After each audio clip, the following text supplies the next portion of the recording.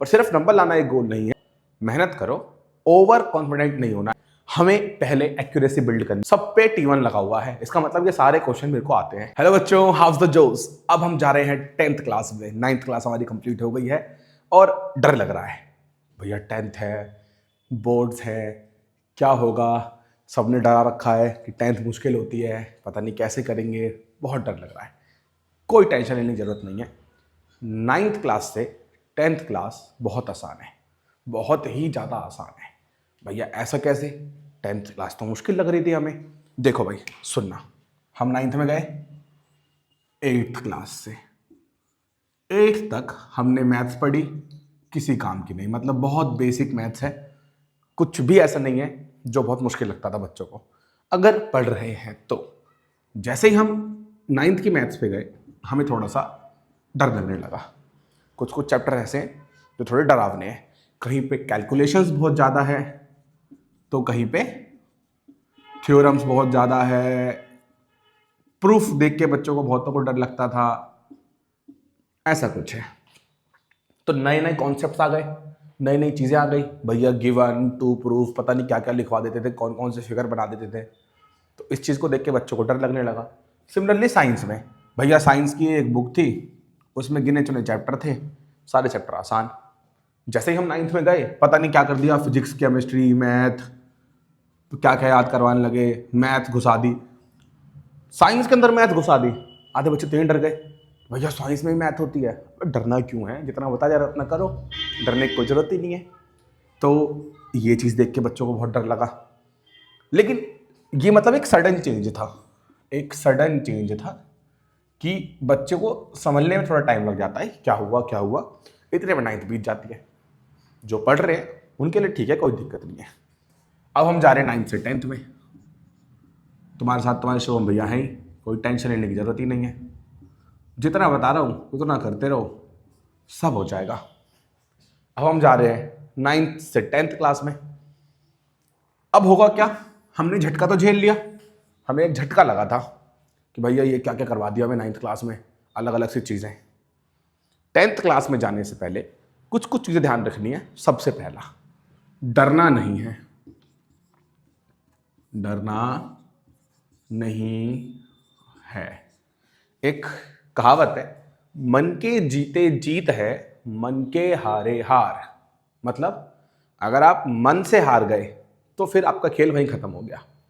मन से जीते रहना है कि मैं कर सकता हूं। अब यहां पे कुछ बच्चे ऐसे आते हैं जिन्होंने कुछ नहीं पढ़ा, कुछ भी नहीं पढ़ा, कुछ नहीं आता, उनका कॉन्फिडेंस यहां रहता है। उन बच्चों को थोड़ी दिक्कत है। अपना कॉन्फिडेंस थोड़ा नीचे लाओ, मेहनत करो, ओवर कॉन्फिडेंट नहीं होना है। ठीक है भैया ने बोल दिया आसान है 10th, अब हम पढ़ेंगे ही नहीं, ऐसा नहीं करना है। अगर आप स्टार्टिंग से पढ़ते चलोगे तो आपके 90 95 कहीं नहीं गए। ये बात मेरे से लिखवा के ले लो स्टैम्प पेपर पे, इसकी गारंटी मैं दे सकता हूँ। जैसा बोल रहा हूँ बस वैसा करते रहो, ठीक है। बहुत सारे यूट्यूब चैनल्स हैं, बहुत सारे लोग पढ़ा रहे हैं। आपको जहाँ से पढ़ना है वहाँ से पढ़ो। हम थोड़ा नया स्टार्ट कर रहे हैं। ऑफलाइन में मैं पिछले 7 साल से पढ़ा रहा हूँ, लेकिन ऑनलाइन में बहुत बार ट्राई करा स्टार्ट करने के, पर किसी किसी वजह से स्टार्ट नहीं कर पा रहे थे। इस बार हो सकता है शायद मैं कंटिन्यू बिल्कुल पढ़ाऊँ, डेडिकेशन पूरा रहे। आप लोगों का सपोर्ट चाहिए बस। तो पिछले 7 साल का जो मेरा एक्सपीरियंस है ऑफलाइन का, उसे मैं ऑनलाइन में के बाद डाल के आप लोगों के लिए बिल्कुल 95 प्लस 100 की जर्नी बिल्कुल आसान बना दूंगा। एक छोटी सी दिक्कत ये रहती है, इतने सारे यूट्यूब चैनल्स हैं, कोई भी बिल्कुल बेसिक से नहीं पढ़ाता है। हमारे पास कुछ ऐसे बच्चे भी रहेंगे जिन्होंने 6th 7th 8th कुछ नहीं पढ़ी है। आप लोग कोरोना के टाइम वाले हो जिन्होंने 6th 7th 8th 5th corona में पढ़ी थी। आपके बेसिक्स बहुत मुश्किल डेवलप हुए थे। कुछ कुछ चीज़ें ऐसी हैं जिन्हें मैं आपको बता दूंगा, फिर आपको 9th 10th क्लास में कोई दिक्कत नहीं आएगी। जैसे उसकी बात करेंगे बाद में, जैसे क्या। फिलहाल हम ये बता रहे हैं कि हमें 10th में डरना नहीं है, बिल्कुल भी टेंशन नहीं लेनी है। जो जो बताया जाएगा उसको वैसे वैसे करना है। हम बेसिक लेवल से एडवांस लेवल तक चलेंगे, सब कराएंगे। चाहे बच्चा अच्छा हो उसके लिए, चाहे बच्चा बेकार हो उसके लिए, हर किसी को उसके लेवल के हिसाब से कंटेंट मिलेगा। टेंशन बिल्कुल नहीं लेनी है। अब भैया डरना नहीं है तो करना क्या है, कुछ कुछ चीज़ें बता रहा हूँ। जैसे सबसे पहले तो एनसीईआरटी लेनी है,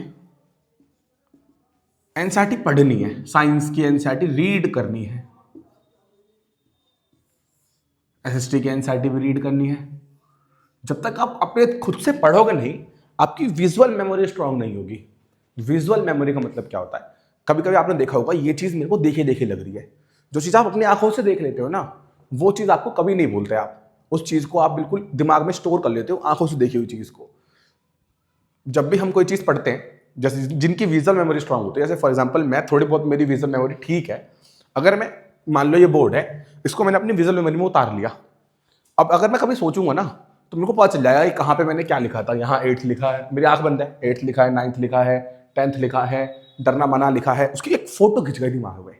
आपको कभी भी सोचना है क्या करा था, तो तुरंत आपके दिमाग में एक आ जाएगी, यहाँ पे इस जगह पे ये चीज़ लिखी हुई थी, और जो क्या लिखा हुआ था वो भी ध्यान आ जाएगा। जब मैं पढ़ाता हूँ, और मान लो मैंने आज कुछ पढ़ाया ऑफलाइन क्लास में, और 2-4 महीने बाद बच्चों ने फिर से, भैया ये क्वेश्चन आपने करवाया नहीं था, तो मुझे ये ध्यान रहता है कि मैंने क्वेश्चन करवाया था, डेट ध्यान नहीं है, पर ये एग्जैक्टली ध्यान है कि मैंने बोर्ड पे इस जगह पे ये वाला क्वेश्चन करवाया था, ये जगह है, यहाँ पे मैंने यहाँ पे इसका आंसर लिखा था, यहाँ पे ये लिखा था, पर ये आंसर लिखा था। तो ये क्या है, ये एक विजुअल मेमोरी है। बात समझ में आ रही है? तो अपनी विजुअल मेमोरी स्ट्रॉन्ग करने के लिए आपको चीज़ों को दिमाग में कैप्चर करना होगा, उसकी फोटो खींचनी होगी। उसकी बेसिक चीज़ क्या है, आप चीज़ों को ध्यान से फोकस होकर पढ़ो। आप भले 10 मिनट पढ़ो, 10 मिनट बिल्कुल फोकस्ड होकर पढ़ो, बिल्कुल फोकस्ड होकर। आपसे कोई नहीं कह रहा ज़्यादा पढ़ने के लिए, धीरे धीरे ऑटोमेटिक आपकी हैबिट बन जाएगी ज़्यादा पढ़ने की। मैं खुद बहुत ज़्यादा नहीं पढ़ पाता।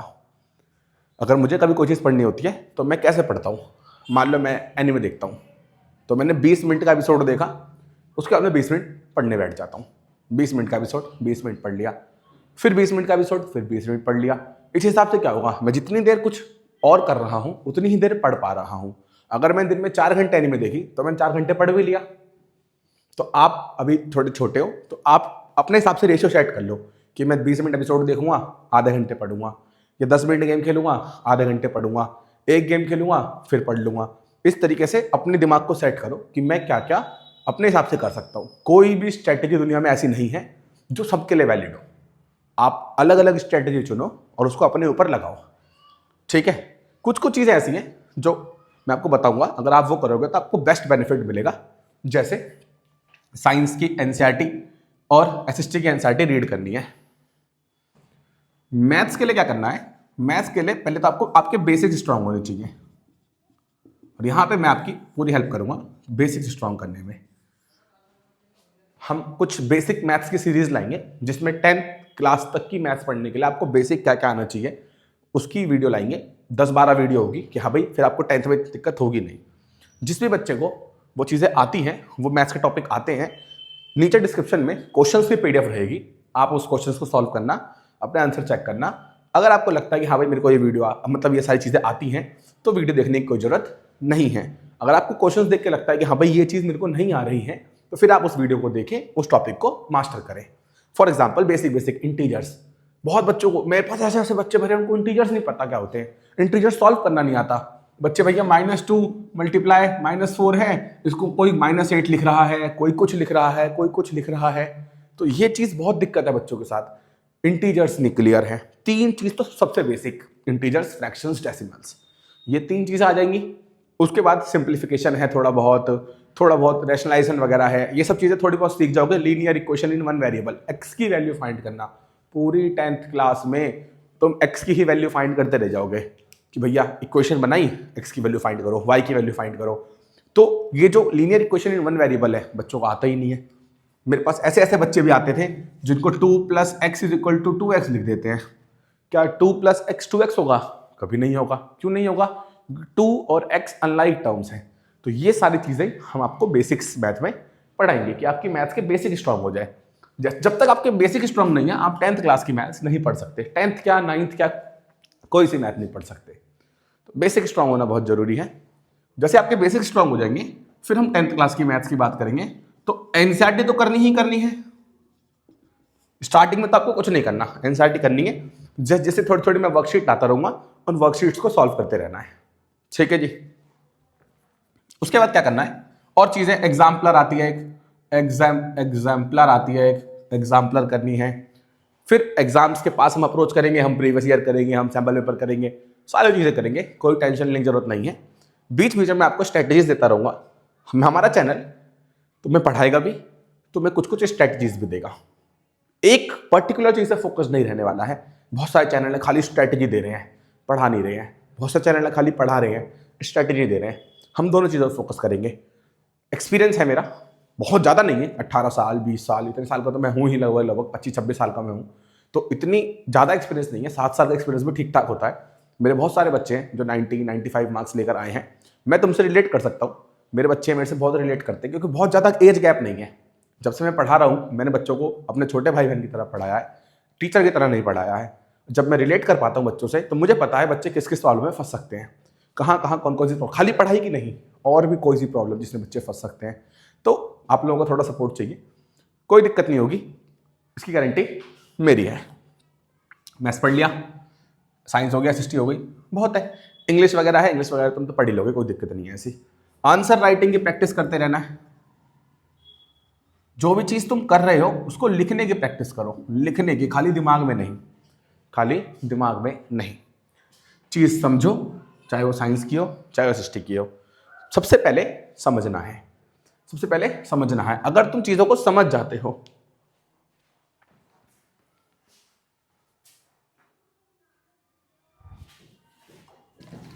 अगर तुम चीज़ों को समझ जाते हो तो उससे तुम्हारी अंडरस्टैंडिंग बढ़ती है। जब तुम अंडरस्टैंडिंग बढ़ा लोगे अपनी, तो तुम्हारी क्या बढ़ जाएगी, तुम्हारी बढ़ जाएगी एक्यूरेसी। मतलब तुम चीज़ें सही करने लगोगे, चाहे वो मैथ्स हो, चाहे वो साइंस हो, चाहे वो एसएसटी हो। आपकी अंडरस्टैंडिंग बढ़ गई, आपकी एक्यूरेसी बढ़ गई। फिर आती है भैया टाइमिंग। एक लड़का है वो 1 घंटे में 20 क्वेश्चन कर पा रहा है, एक लड़का है वो 1 घंटे में 4 ही क्वेश्चन कर पा रहा है। फर्क ये नहीं पड़ता, फर्क पड़ता है कि उसने जो 20 क्वेश्चन करे हैं वो सही करे हैं, 19 सही है 20 में से, 18 सही है 20 में से, और जिसने 4 करे हैं उसके सही है। करने को तो 20 क्वेश्चन कोई भी कर देगा, कुछ भी उल्ट पुल्ट कर देगा। मेरे पास ऐसे ऐसे बच्चे हैं कि पीछे से आंसर दिखा दो और जबरदस्ती आंसर ला देंगे। तो एक्यूरेसी नहीं है उनकी, क्योंकि उनकी अंडरस्टैंडिंग नहीं है। Understanding gives accuracy. और फिर आती है प्रैक्टिस। प्रैक्टिस से क्या होता है, टाइम इंप्रूव होता है। मतलब आप क्वेश्चंस जल्दी कर पाते हो, आपका पेपर जल्दी हो जाता है, आप एग्जाम में ज्यादा नंबर ला पा रहे हो, जल्दी ला पा रहे हो। ये दोनों चीजें जरूरी हैं, दोनों चीजें। 1 घंटे में क्वेश्चन करने हैं, एग्जाम में इतने क्वेश्चन आएंगे, सही करने हैं, अंडरस्टैंडिंग एक्यूरेसी, और टाइम के अंदर करने हैं, प्रैक्टिस, टाइम इंप्रूव करना। दोनों चीजें बहुत जरूरी है। भैया पेपर बहुत लेंथी था, हुआ नहीं मेरे पे, क्यों नहीं हुआ? आपकी प्रैक्टिस नहीं थी, आपका टाइम मैनेजमेंट नहीं था। तो टाइम मैनेजमेंट के लिए लगती है प्रैक्टिस, एक्यूरेसी के लिए लगती है अंडरस्टैंडिंग। तो स्टार्टिंग, अभी हम साल की स्टार्टिंग में हैं, हमें पहले एक्यूरेसी बिल्ड करनी है, जिसके लिए हमें अंडरस्टैंडिंग बिल्ड करनी है। अगर आप time to time understanding build करते रहोगे, अपनी चीज़ों को रिवाइज करते रहोगे, प्रैक्टिस करते रहोगे, तो आपकी एक्यूरेसी बढ़ जाएगी। जब आपकी एक्यूरेसी बढ़ जाएगी, फिर आप प्रैक्टिस करोगे, पूरे साल के अंत तक इतनी प्रैक्टिस करवा लेंगे, इतनी प्रैक्टिस कर लेंगे कि हमारा टाइम ऑटोमेटिक इंप्रूव हो जाएगा और हम लास्ट में नंबर ठीक ठाक ला पाएंगे। नंबर लाना सिर्फ एक गोल नहीं है। आप नंबर ला सकते हो, बहुत अच्छी बात है, पर सिर्फ नंबर लाना एक गोल नहीं है। हमें चीज़ें समझ में आनी चाहिए, हमें उसके पीछे का रीज़न पता होना चाहिए, लॉजिकल बनना है हमें अपनी एनालिटिकल थिंकिंग बढ़ानी है। एनालिटिकल थिंकिंग का मतलब क्या होता है? एनालिटिकल थिंकिंग का मतलब होता है कि हम चीज़ों को कैसे सोच पा रहे हैं, हमारा दिमाग कितने अच्छे से वर्क कर पा रहा है। एनालिटिक्स, मैंने कुछ टॉपिक पढ़ाया और उससे हल्का सा ऑफ टॉपिक कोई क्वेश्चन दे दिया जिसमें इससे रिलेशन भी है और कुछ दूसरी चीज का भी रिलेशन है, तो क्या आप दोनों चीजों को कंबाइन कर पा रहे हो? क्या आप दोनों को मिला के इस क्वेश्चन का जवाब दे पा रहे हो? आप सोच पा रहे हो? तो सोचना, अपना दिमाग लगाना, इसको बोलते हैं एनालिटिक्स। आप अपना दिमाग सोच पा रहे हो या नहीं सोच पा रहे हो? Analytical thinking. तो एनालिटिकल थिंकिंग बढ़ेगी किससे? अंडरस्टैंडिंग से। ठीक है जी, कुछ कुछ चीजें याद करनी होंगी, ये तुम्हारी मजबूरी है। भैया क्या सब कुछ अंडरस्टैंडिंग हो सकता है क्या? कुछ चीजें याद करनी पड़ेंगी, कुछ चीजें ऐसी जिनको तुम्हें समझना पड़ेगा, याद करना पड़ेगा, और उसके बाद वो तुम्हें दिमाग में सेट हो जाएंगी, तुम आराम से उससे पढ़ के चीज़ों को कर सकते हो। ठीक है, तो स्टार्टिंग में हम धीरे धीरे कुछ कुछ टॉपिक लाएंगे जो तुम्हारे पहले के लिए जरूरी है, मतलब 9th 8th 7th 6th इन टॉपिक्स में से कुछ टॉपिक चुनेंगे जिससे कि तुम 10th में अपने आप को स्ट्रॉन्ग कर सको, और उसके बाद 10th क्लास की जर्नी पे चलते हैं एक साथ। तुम मैं हाथ पकड़ो और चलो, 1 साल लगातार हम ऐसे पढ़ेंगे, इस तरीके से पढ़ेंगे कि हमारी 10th बिल्कुल बेहतरीन होने वाली है। थोड़ा थोड़ा मुझे भी डर है क्योंकि मैं कंसिस्टेंट नहीं रह पाता था पहले, पर इस बार देखते हैं, पूरी कोशिश करेंगे। बस तुम लोगों का सपोर्ट चाहिए कंसिस्टेंसी बनाने के लिए। ठीक है जी, बहुत सारे लोग पढ़ा रहे हैं, बहुत सारे लोग पढ़ रहे हैं, कोई दिक्कत नहीं होने वाली है, विश्वास करते हो तो हो जाएगा काम। ठीक है जी। मैथ्स में देखो एक क्या तरीका होता है, एनसीईआरटी तो करनी है भैया, एग्जाम्पलर करनी है। एक मेथड है T1 T2 method, T1 T2 T3 method. T1 T2 T3 method का मतलब क्या होता है? हमने कोई क्वेश्चन करा, वो क्वेश्चन हमसे पहली बार में हो गया। अगर हमसे पहली बार में हो गया, हम उस पर T1 मार्क कर देंगे। हम उस पर क्या कर देंगे? T1 try 1। हम उस पर क्या मार्क कर देंगे? T1 बोले तो ट्राई 1 मार्क कर देंगे। हमने कोई क्वेश्चन करा, हमसे पहली बार में नहीं हुआ, तो हम उस पर T2 मार्क कर देंगे। इसका मतलब ट्राई 2, भैया ये क्वेश्चन हमसे ट्राई 2 में हुआ है। अगर तीसरी ट्राई में हुआ है T3 मार्क कर देंगे। किसी भी क्वेश्चन को 2 बार तो ट्राई करना ही करना है, 2 बार तो ट्राई करना ही करना है। आपने क्या गलती कर दी आपको पता चलेगा। फिर 2 बार में नहीं होता है। अगर आपको लगता है कि मैं तीसरी बार भी ट्राई कर सकता हूं, क्या पता मेरा आंसर सही आ जाए, तो आप तीसरी बार ट्राई करो, और नहीं तो फिर अपने टीचर से पूछो। लेकिन उस क्वेश्चन में मार्क कर दो ये क्वेश्चन T3 था। भैया ऐसा, इससे क्या फायदा? बिना मतलब में आप मार्किंग और बढ़वा रहे हो, पता नहीं, टाइम वेस्ट होगा। टाइम बहुत बचेगा। कब बचेगा टाइम? जब हम रिवीजन करेंगे। जब हम बाद में रिवीजन करेंगे तो क्या होगा कि हमने मैथ उठाई, रिवीजन के टाइम पे मिड टर्म का एग्जाम है, मान लो हमारे 6 चैप्टर आ रहे हैं, हमने 6 चैप्टर उठाए एनसीईआरटी के। अब सारे चैप्टर हमने देखे, तो हमने जिस पर T1 मार्क कर रखा था वो तो हमसे पहली बार में ही हो गया था। जब हमने नया नया सीखा था तभी हमसे जब T1 वाले क्वेश्चन हो गए थे, हमें वो आ गया था, तो अब चांसेस पूरे पूरे हैं कि हमसे अभी भी हो जाएगा वो क्वेश्चन, क्योंकि हमारा दिमाग और बढ़ गया है, हमने चीज़ें और रिवाइज कर ली हैं। तो अब तुम्हें कौन कौन से क्वेश्चन करने हैं? खाली T2 और T3 वाले। क्यों? क्योंकि वो क्वेश्चन पहले थोड़े से मुश्किल थे, हमसे पहली बार में नहीं हुए थे वो क्वेश्चन। अब तुम T2 T3 वाले क्वेश्चन ट्राई करो, उसमें से बहुत सारे क्वेश्चन ऐसे हैं जो तुम्हारे दिमाग में स्टोर्ड होंगे पहले से, तो तुम उन्हें फिर कर लोगे T1 में। तो T2 काट के उसकी जगह पे T1 लिख देंगे, T3 काट के उसकी जगह पे T1 लिख देंगे। तो इससे क्या होगा कि अब तुम्हारी बुक में पूरी में T1 T1 T1 हो गया। कुछ कुछ क्वेश्चन अभी ऐसे होंगे जो तुमसे दोबारा नहीं होंगे, उनको T2 T3 ही रहने दो। अगली बार हम रिवाइज करेंगे तो फिर से T2 T3 वाले क्वेश्चन करेंगे। एक टाइम ऐसा आएगा कि तुमने पूरी एनसीईआरटी कर ली, पूरी एनसीईआरटी में हर जगह T1 है, चाहे वो कोई एग्जाम्पल हो, चाहे वो कोई क्वेश्चन हो, चाहे कुछ भी हो, सब पे T1 लगा हुआ है। इसका मतलब ये सारे क्वेश्चन मेरे को आते हैं। बात समझ में आ रही है? नहीं आ रही? आ रही होगी वैसे तो, तुम समझदार बच्चे हो। तो सब पे T1 T1 हो गया। अगर मैं ऐसा काम नहीं करता तो क्या होता? तो मैंने पहली बार पूरी एनसीईआरटी करी, अगली बार मैं एनसीईआरटी खोल के बैठा, मेरे को फिर पूरी एनसीईआरटी करनी पड़ेगी। क्यों करनी पड़ेगी पूरी एनसीईआरटी? क्योंकि मुझे पता ही नहीं इसमें से कौन सा क्वेश्चन मुझे आता है, कौन सा नहीं आता है। या फिर मैं हर क्वेश्चन को देख के बोलूंगा ये तो आसान लग रहा है, आता है। कुछ कुछ क्वेश्चन ऐसे होते हैं तो मैं देख के आसान लग रहे हैं, करने बैठोगे नहीं होंगे। कुछ कुछ क्वेश्चन देखने में मुश्किल लग रहे हैं, करने बैठोगे आसान है। तो ये T1 T2 T3 तुम्हारे हिसाब से रिकॉर्ड रखेगा कि तुम्हें कौन सा क्वेश्चन आता था पहले से, कौन सा क्वेश्चन नहीं आता था। आधी बात समझ में? तो T1 T2 T3 method underrated है, लेकिन बहुत अच्छा मेथड है, बहुत बढ़िया मेथड है आपकी रिवीजन के लिए। आप बहुत जल्दी कम टाइम में रिवाइज कर सकते हो चीज़ों को, और रिवीजन तो है ही जरूरी। रिवीजन नहीं करोगे तो वैसे ही दिक्कत है ना? प्रैक्टिस में ही, प्रैक्टिस के अंदर ही रिवीजन आ जाती है, क्योंकि प्रैक्टिस करोगे किसकी? उसी चीज़ की प्रैक्टिस करोगे। चाहे साइंस है तो साइंस में रिवाइज करते रहोगे, है ना? तो इसी के साथ बस ये बात समरी करते हैं, समराइज करते हैं कि 10th क्लास आसान है, 9th से तो बहुत आसान है, कोई दिक्कत नहीं होने वाली है अगर आपके थोड़े से बेसिक्स ठीक है। और अगर बेसिक्स ठीक नहीं है तो फिर हम पूरी कोशिश करेंगे आपके बेसिक्स ठीक करवाने की। मैं करवा ही सकता हूँ, सिर्फ करना तो वही पड़ेगा। मैं सिर्फ बता सकता हूँ कि भाई ये ऐसे करना है, ये ऐसे करना है, ये ऐसे करना है। मेहनत किसे करनी पड़ेगी? मेहनत तुम्हें करनी पड़ेगी। हाथ पकड़ के तो लिखवाऊंगा नहीं मैं तुमसे, है ना? तो थोड़ी सी प्रैक्टिस करो, बेसिक्स ठीक करो अपने। उसके बाद जब हम 10th क्लास में टाइप करेंगे तो चीज़ें तुम्हें आसान लगेंगी। जो पढ़ाया गया है उसको सेम डे रिवाइज कर लो। अगर तुम ऑफलाइन किसी क्लास में जाते हो, कहीं भी जाते हो, वहाँ से आओ, 10-15 मिनट लगा के, जब कोई टीचर कोई चीज़ 1 घंटे में पढ़ाता है, तुम उसको घर जाकर आधे घंटे में दोबारा रिवाइज कर सकते हो कि भैया सर ने ये पढ़ाया था, ये बताया था। उसी टाइम तुम्हें दिखेगा कि ये वाली चीज़, ये वाली चीज़, ये वाली चीज़ मेरे को समझ में नहीं आई है। क्लास में आ गई थी पर अब मैं भूल रहा हूँ। नेक्स्ट डे जाके पूछ लो। नेक्स्ट डे, भैया सर, भैया जो भी हैं, ये देखिए ये चीज़ मुझे समझ में नहीं आई थी, कल आपने बताई थी, वो बताएंगे।